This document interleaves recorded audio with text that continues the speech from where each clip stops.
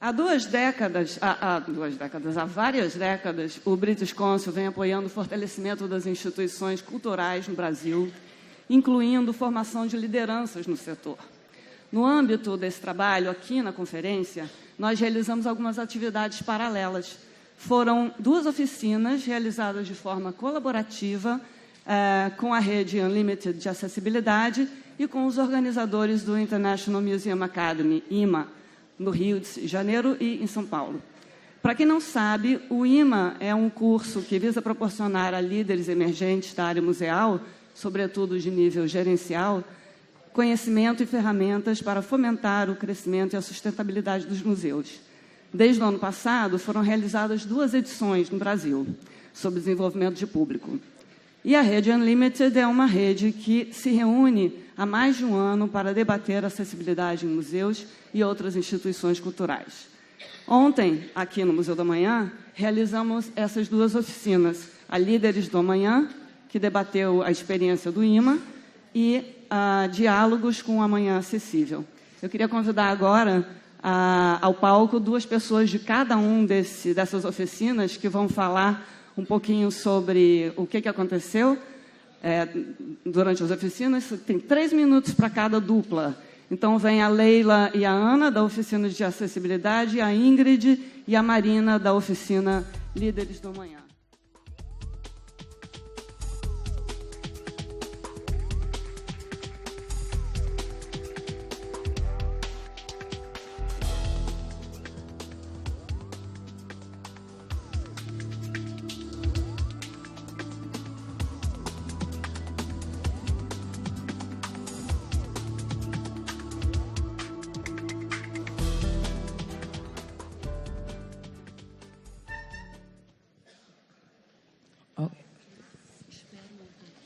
Olá, boa tarde, bom dia, né? Bom dia ainda. Meu nome é Ingrid, eu sou do MAR. Eu sou Marina, do Museu da Língua Portuguesa. E a razão pela qual estamos aqui, a Cláudia falou um pouco, é que participamos, a Marina em São Paulo e eu no Rio, do IMA. Os 2 momentos, em São Paulo e no Rio, a temática foi sobre desenvolvimento de públicos, envolvendo profissionais de diferentes instituições do Brasil e de diferentes áreas de atuação. No IMA, fomos constantemente desafiados a debater e compartilhar nossas experiências, problemáticas sobre esse tema de desenvolvimento público, numa vivência extremamente rica e instigante. Saímos de lá mais inspirados, com uma nova rede de possibilidades, e as trocas e as diferentes óticas compartilhadas foram, de fato, incríveis. Ontem, também participamos desse momento da oficina especial que aconteceu aqui no Museu do Amanhã, quando fomos convidados a consolidar alguns desses statements sobre o que debatemos a respeito de desenvolvimento público. Então, junto com a Marília Bonas e a Janaína Mello, que nos ajudaram a organizar as ideias do grupo, nós consolidamos alguns pontos em relação à segmentação de público, engajamento de público e parcerias. Em relação à segmentação de público, um dos principais públicos que nós devemos considerar, se não o primeiro, é o público interno, tanto em termos de engajamento quanto qualificação. Patrocinadores e provedores também devem ser considerados como público, e os demais públicos que nós levantamos foram aqueles de inclusão social, pessoas com deficiência, espontâneo, escolar, etc. E a questão principal que foi colocada em relação aos diversos públicos é o quão engajado estamos nós, da instituição, com todos esses públicos ou com cada um deles. Em relação a essa questão do engajamento, o que nós precisamos? Mapear e conhecer esses públicos, ampliar o acesso, né? Como já foi dito, se perguntar se você não pode ou não quer, né, atingir determinado público, e buscar sempre a alteridade, a sensação de pertencimento desses públicos. Em relação às parcerias, levantamos um princípio e uma barreira. O princípio deve ser, mais que nós consideramos o maior, deve ser a da construção conjunta, que contemple o compartilhamento de interesses e a clareza dos interesses e objetivos de ambos os lados, né? E nas barreiras, nós colocamos os valores dos parceiros que devem ser compatíveis com os da instituição. Foi isso.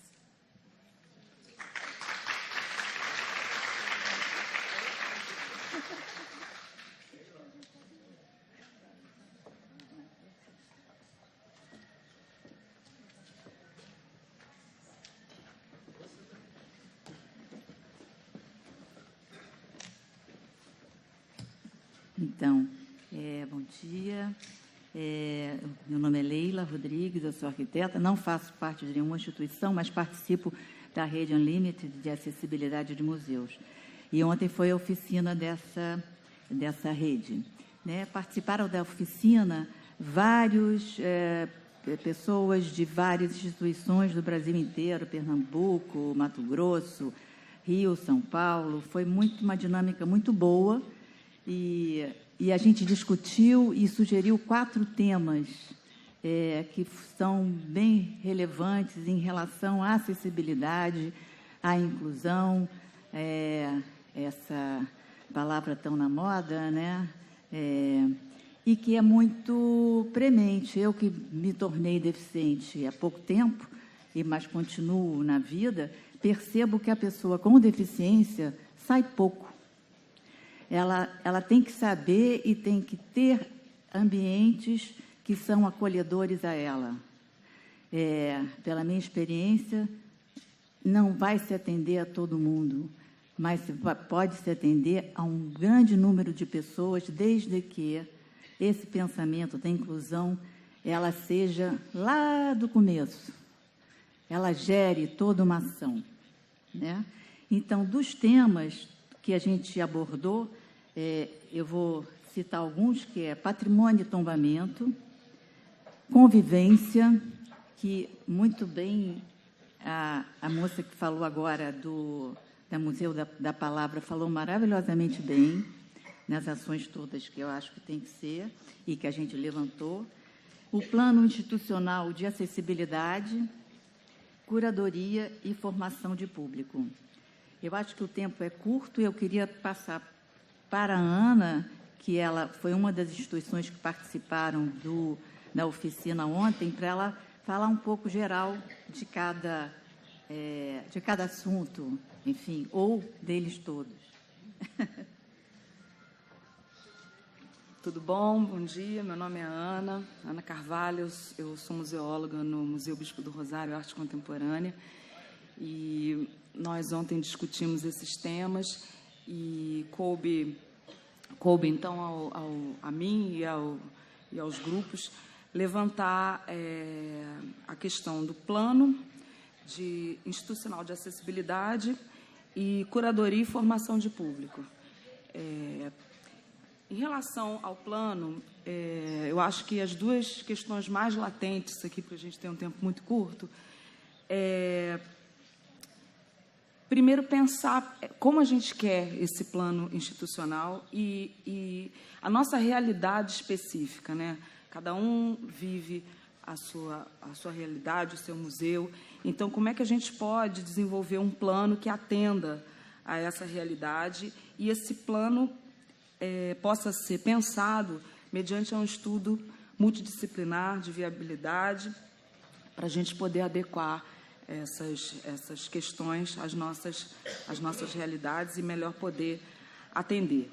Né? Como é que a gente pode utilizar da legislação vigente para poder fortificar o nosso pensamento, as nossas questões? Como é que a legislação pode ajudar a enriquecer esse plano e fazer com que a gente alcance, inclusive, patrocínios, enfim. Pensar numa rede estendida, não só aos museus, mas as redes dos profissionais, das pessoas com deficiência física, para que essas pessoas possam contribuir e atingir esses grupos e possam trabalhar nos museus, né? E aí a gente já pode até passar para o tópico de curadoria, que eu acho que todo mundo aqui trabalha ou já trabalhou, já teve uma vivência institucional, e é muito raro quando uma pessoa com deficiência participa de uma curadoria, é convidada a pensar, junto com a instituição, um plano curatorial. E também nós sentimos falta de canais de comunicação, né? Esses canais, essa rede entre museus e pessoas com deficiência. O que a gente quer, sabe? O que a gente quer? Como é que a gente quer que essas pessoas venham? Como é que a gente quer que elas saibam que a gente existe? Como é que a gente quer, né?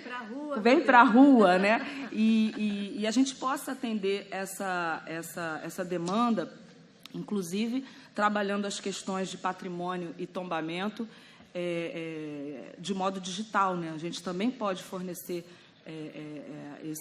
esse patrimônio mais de forma digital, que você tem uma extensão de alcance, né? Acho que é isso. Vem muito mais coisa, né? Quer dizer, na realidade, o tempo é muito curto para falar de tudo, mas, basicamente, o que eu achei, que eu reparei, escutando os 4 grupos, basicamente, a coisa que aconteceu, todos os 4 grupos falaram, que tudo a questão é começar da gestão do museu. Quer dizer, o museu, como ele é importante, ele está aberto a essa acessibilidade, a essa inclusão. E aí ele vai se abrir para tudo, para ter funcionários com deficiência que vão transmitir para as pessoas que trabalham no museu o que é ser acessível, o que não é, o que precisa mudar, o que não precisa, o que é possível mudar dentro daquela gestão, daquela verba, que eu sei que essas coisas existem. Quer dizer, essas coisas tem que dar um começo, entendeu? Esse começo é muito importante que venha lá de cima, né? Porque aí que vai começar a abrir, a inclusão vai começar a existir. E se tem um museu que trabalha com a inclusão e ele vai ajudar tudo, porque tudo é um efeito dominó. O museu é inclusivo, a pessoa com deficiente quer ir, quer sair, o transporte começa a precisar ser inclusivo, entendeu? E começa a abrir para essa cidade ser uma cidade acolhedora de verdade, né? Não ser só bonita, né? A cidade, o país, enfim. É isso. Ontem